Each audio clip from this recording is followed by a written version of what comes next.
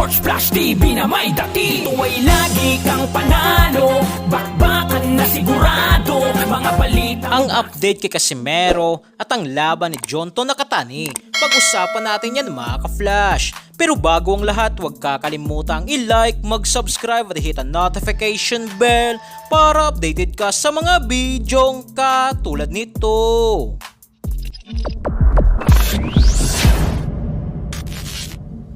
So nangyari na nga po mga ka-flash ang laban ni WBC Bantamweight World Champion at pound for pound rank number 10 sa buong mundo na si Jonto Nakatani versus undefeated Mexican David Collier Contreras, na dito sa laban nga po na ito mga ka-flash ay talagang pinatunayan ni Nakatani kung bakit naging 3 division world champion ito at top 10 sa pound for pound na listahan sa buong mundo. Pinabagsak nga po mga ka-flash ni Nakatani ang Meksikano ng 2 beses sa round 3 hanggang sa hininto na ng referee ang laban. So dahil nga po dito sa panalo ni Nakatani via third round knockout ay umabante palalo ang kartada nito sa 30 wins, walang talo at may 23 knockouts, habang ang Meksikanong si Contreras ay nalasap ang kanyang unang talo na bumagsak sa ngayon ang kanyang kartada sa 28 wins, may 18 knockouts at may isang talo na.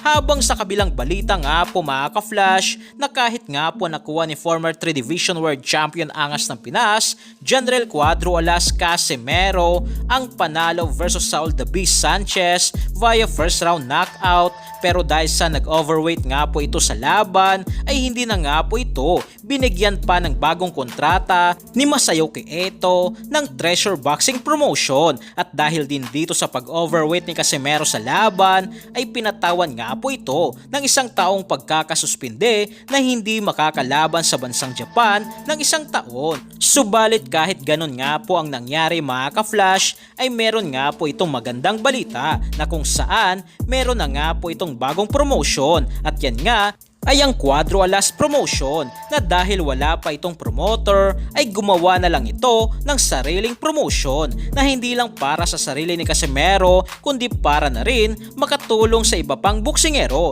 na nag-uumpisa pa lamang. Dagdag pa nga po mga ka-flash sa update kay Casimero, ayon nga po sa kanyang isang post sa Cuadro Alas It's My Boy Facebook page ay sinabi nito, "Nakabahan ka na, Japanese na naman." Sumukang ang susunod nga po mga ka-flash na makakalaban ni Casimero sa kanyang pagbabalik sa ibabaw ng lona ay isang Japanese boxer. Subalit hindi pa nga po dito binabanggit ni Casimero sa kung sino ang Japanese boxer na ito, na kung makikita nga po natin dito sa ranking ng Super Bantamweight Division ay meron nga po ditong mga Japanese boxer na nakapasok sa ranking. Andyan sina Kazuki Nakahima, Toshiki Shimomachi, Subaru Murata, o di kaya'y wala sa ranking sa Super Bantamweight Division na antabayanan po natin ito mga ka-flash.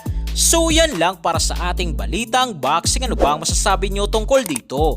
Para sa inyong komento at reaksyon ay komento nyo na sa baba. Hanggang sa muli, ito ang The Sports Flash TV. Sports Flash TV na may dati. Ito ay lagi kang panalo, bakbakan na sigurado. Mga balitang boxing dito laging bago. Balitang boxing, laban na kasado.